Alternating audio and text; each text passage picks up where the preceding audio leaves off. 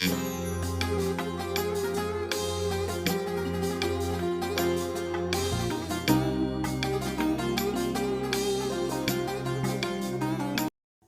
عليكم ورحمة الله. اليوم عندنا طريقة تحضير الهريسة، طريقة بسيطة وسهلة ومكونات مختصرة، ونتيجة بنشوفها سوا بنهاية الفيديو إن شاء الله. لتحضير الهريسة بالبداية بيلزمنا 500 جرام سميد خشن أو 3 كاسات كبار.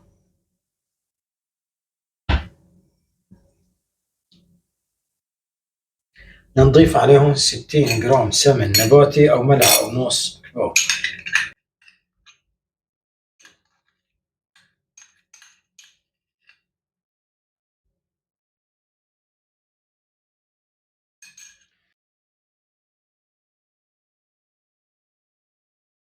نفرك السميد بالسمنة لتوزع السمنة على السميد بالكامل.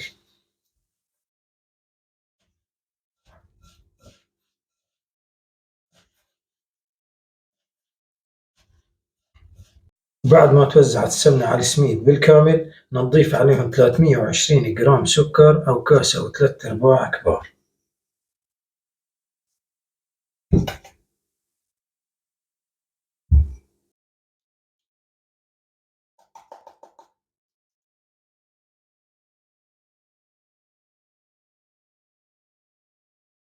نستمر بالفرك بنفس الطريقة.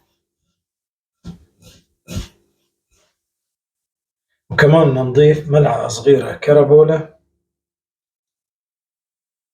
وملعقة كبيرة بيكنج بودر أو ظرف بيكنج بودر. كمان بدنا نحركهم ليتوزعوا على السميد والسكر بالكامل.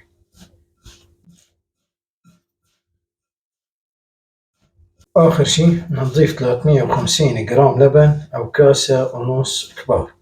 فينا نستبدل اللبن بالحليب بس تختلف معنا مرحلة التخمير. احنا عملنا الهريسة باللبن نخمرها 3 ساعات، نتركها ترتاح، نترك الخليط يرتاح لمدة 3 ساعات. إذا بتستبدلوا اللبن بالحليب تتركوه يرتاح لمدة 5 أو 6 ساعات. وإذا استبدلتوا اللبن أو الحليب بمي بدكم تريحوها لمدة 8 ساعات أو 12 ساعة.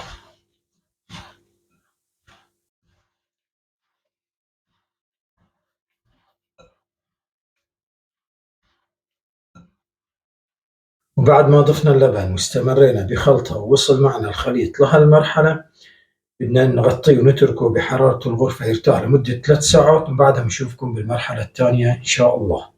بعد ما انتهينا من تحضير عجينة الهريسة وتركناها ترتاح لمدة 3 ساعات بدنا نحضر القطر. وللقطر بيلزمنا 400 جرام سكر أو كاسين كبار،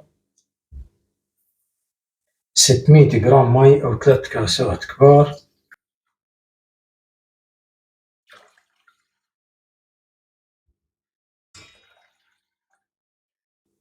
نحركهم، نحطهم على الغاز نغليهم لمدة ربع ساعة، ومن بعدها نضيف لهم شرحة ليمون، كمان نغليهم بعد ما نضيف شرحة ليمون لمدة 10 دقايق، ومن بعدها بيكون صار القطر جاهز. بهاي الوصفة بيلزمنا القطر يكون ساخن.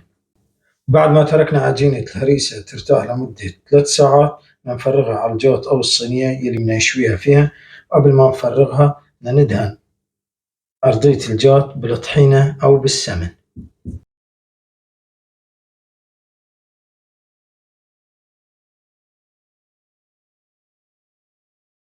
يعني نحرص على أنه ندهن أرضيتها بالكامل مع الأطراف والزوايا.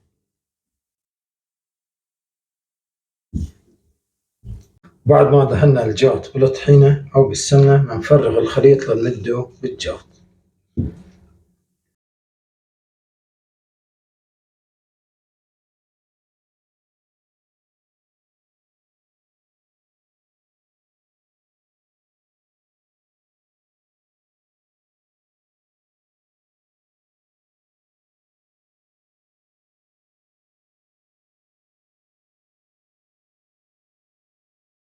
بعد ما مديناها بالجوت بدنا ندهن وشها بالسمن الحيواني أو السمن العربي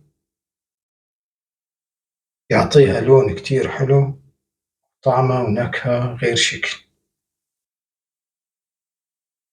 وإذا ما توفر فيكن تدهن وشها بالسمن النباتي. بعد ما دهنا وشها بالسمن الحيواني ملعقتين كبار مو أكتر، نزينها بالفستق الحلبي والكاجو. تزيين هذا الشيء اختياري، فيكم تزينوها باللوز أو الفستق العادي كمان بصير.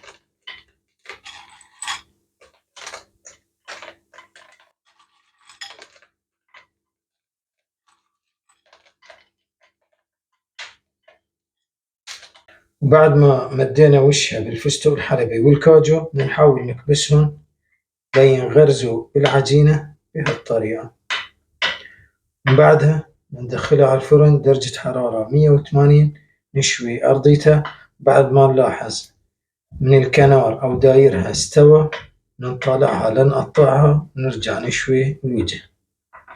من بعدها نشوف النتيجة سوا إن شاء الله. بعد ما لاحظنا إنه استوى دايرها طالعناها لنقطعها، نرجع ندخلها على الفرن نشوي وجهها، وبعدها نشوف النتيجة سوا إن شاء الله.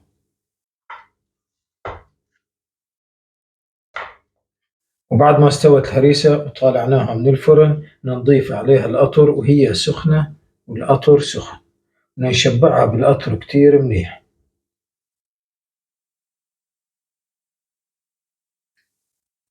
وإذا بتضيفوا لها القطر على مرحلتين كمان ما في مشكلة.